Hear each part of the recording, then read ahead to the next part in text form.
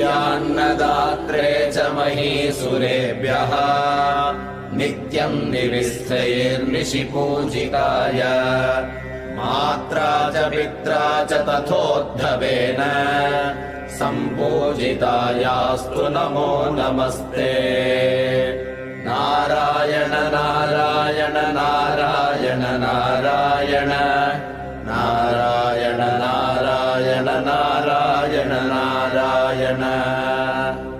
अनन्तरामाख्यमखिप्रणीतम् स्तोत्रम् पठेद्यस्तु नरस्त्रिकालम् वातालयेशस्य कृपाबलेन लभेद सर्वाणि च मङ्गलानि। नारायण नारायण नारायण नारायण